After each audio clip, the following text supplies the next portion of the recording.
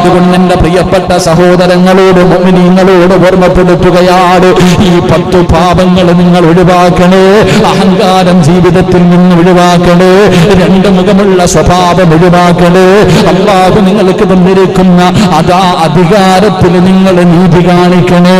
കിബിലയുടെ ഭാഗത്തേക്ക് നിങ്ങൾ തുപ്പാൻ പാടില്ല. ഭാര്യയുടെ രഹസ്യങ്ങൾ പുറത്തു പറയാൻ പാടില്ല. അല്ലാഹുവേ, മരണ വീട്ടിൽ കിടന്ന് പൊട്ടിക്കരയാൻ, പൊട്ടട്ടകസിച്ച് കരയാൻ പാടില്ല. പലിശ തിന്നാൻ പാടില്ല. ഭാര്യമാരുടെ ഇടയിൽ വേർതിരിവ് കാണിക്കാൻ പാടില്ല. അല്ലാഹുവേ, മുനാഫിക്കീങ്ങളിൽ പെട്ടുപോകല്ലേ, മുനാഫിക്കീങ്ങളിൽ പെട്ടുപോകല്ലേ. 10ാമത്തെ കാര്യം, അല്ലാഹു നിനക്ക് ആവശ്യമുള്ളത് തന്നിട്ട് പിന്നെ യാചിക്കല്ലേ, ആർത്തി കാണിക്കല്ലേ. ഉള്ളത് കൊണ്ട് തൃപ്തിപ്പെടണേ. അല്ലാഹുവേ, ഈ 10 ദുസ്വഭാവങ്ങളിൽ നിന്ന് ഞങ്ങളെ നീ കാക്കണേ അല്ലാ. അല്ലാഹുവിനോട് ആത്മാർത്ഥമായി ദുആ ചെയ്യൂ. ജീവിതത്തിൽ വൻപാപങ്ങളിൽ എണ്ണിയിരിക്കുന്ന കാര്യമാണ് പലിശ. അത് വൻപാപമാണ് റബ്ബേ. ജീവിതത്തിൽ ഒരുപാട് വൻപാപങ്ങൾ ഞങ്ങൾ ചെയ്തു പോയി റബ്ബേ, പൊറുത്തു തരണേ അല്ലാ.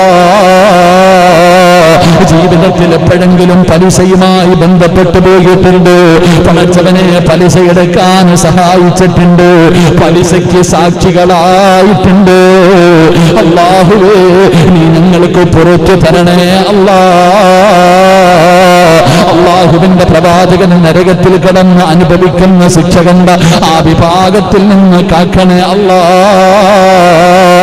നാളെ ദുർഗന്ധമടിക്കുന്ന കോലത്ത്, നാളെ ഖബറിന്റെ അകത്ത് നിന്ന് എഴുന്നേറ്റ് പടച്ചറപ്പിന്റെ കോടതിയിലേക്ക് നിന്നെ അല്ലാ.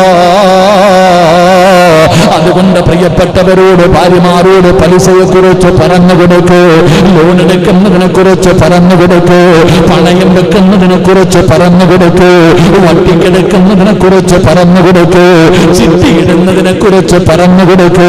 അല്ലാഹുവേ, അവിടെ ഇവിടെയും കൊണ്ടുപോയി ചെയിൻ പോലെ പൈസ കിട്ടുമെന്ന് പറഞ്ഞ് കൊണ്ടുപോയിട്ടിട്ട് അടങ്കലോടെ സർവ്വതും പോയ കഥകളെ കേട്ടവരെ, എന്തിനാ പണത്തിനോടുള്ള ആർത്തി കൊണ്ടല്ലേ സർവ്വതും നഷ്ടപ്പെട്ടത്, ഈ ദുനിയാവ് നഷ്ടപ്പെട്ടു പോയത്, ആഖിറവും നഷ്ടപ്പെട്ടു പോകുന്നത്.